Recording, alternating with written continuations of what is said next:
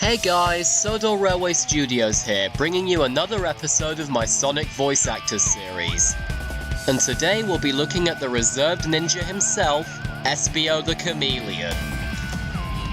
Out of all the Chaotix members, Espio has always been my personal favourite. For starters, his dynamic with Vector and Charmy is quite iconic, and I also really like his opinionated but calm personality. So today, I'm going to be reviewing each of his voices. But before we start, please remember that this is entirely my opinion. So if you disagree with any of my thoughts, that's absolutely fine, but remember to be civil about it, okay? So without further ado, let's get started. First up, we have Bill Corkery, who voiced Espio in Sonic Heroes. And I have pretty mixed feelings about this voice. I've got a bad feeling about this. Roger. Definitely an agent. A relative, perhaps. Talk about a huge misunderstanding. I mean, I do like the voice, but at the same time, I don't really think it fits Espio. I don't know about you guys, but every time I hear this voice, I immediately get Shadow vibes. I can't be the only one who thinks this, right? Don't get me wrong, it's a pretty good ninja-sounding voice, but I personally think Bill Corkery was a bit too deep, if that makes sense. Though I do find it coincidental that his son and daughter were the voices of Tails and Charmy in Sonic Heroes. Overall, Bill Corkery is okay, but he's still my least favourite voice for Espio. He gets a 6 out of 10. Now on to David Wills. I'd say we've got more important things to worry about. Like where we are, for instance. And how did the three of us get here in the first place? And how do we get back? Hey, back off. Data retrieval isn't exactly my specialty. Don't listen to him. He's just trying to trick you. You've got to focus. Destroy him and let's get out of here. I think it goes without saying that I think David Wills is a much better fit for Espio than Bill Corkery. Once again, his voice is somewhat deep-sounding, which can make him easily comparable to Shadow again. But for me, David is much more bearable as Espio. No offense to Bill Corkery, of course. For me, David Wills has really good chemistry with James Carter Cathcart and Amy Birnbaum, the voices of Vector and Charmy at that time. And I also really like his chemistry with Jason Griffith in Shadow the Hedgehog.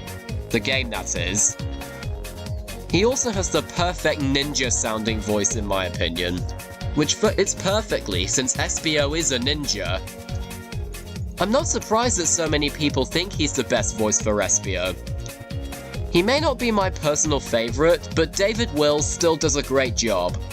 He gets an 8.5 out of 10. Next up we have Troy Baker, the voice of Espio in Sonic Generations. Thank you, my friend. Beware, for I have looked into the soul of our enemy, and I saw only darkness. It takes a mighty foe to trap a ninja. Be on your guard, Sonic. I will deal with this. Troy Baker's take on Espio is interesting, to say the least. It's very different to the previous two voices for the character, but I still really like the voice overall. It's a shame he only really got to voice Espio in Sonic Generations. Though I suppose he would have voiced him in the Mario and Sonic at the Olympic Games titles at that time. Overall, Troy is probably the voice I have the least to say about.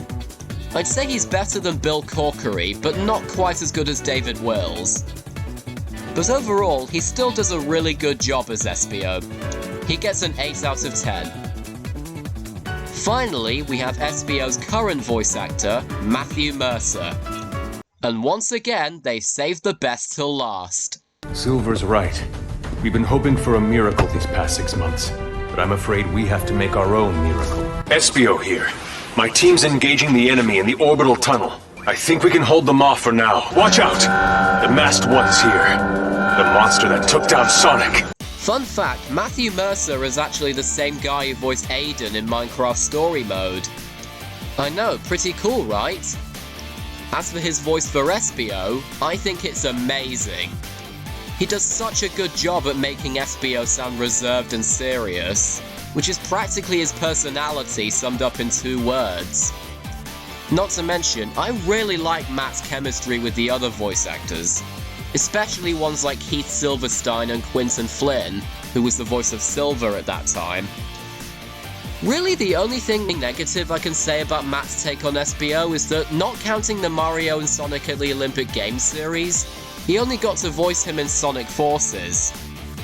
And I find that a real shame because I love this guy's take on Espio. So much so that I consider him to be the best voice for the character. Overall, Matthew Mercer gets a 10 out of 10. And now we've come to the point where I try to find a potential movie voice for Espio.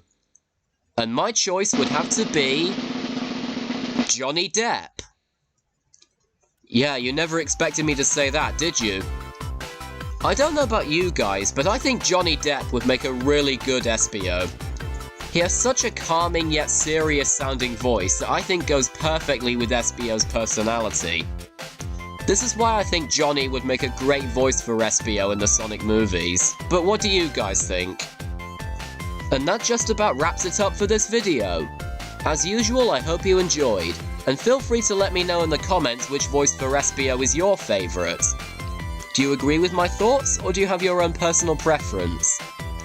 Also, remember to like, comment and subscribe, and keep the notification bell on so you never miss a video. The next episode will focus on the final member of the Chaotix, Charmy B, so stay tuned for that when it comes out. Until then, I've been Sodor Railway Studios, you've been simply the best, and have a great day. Bye!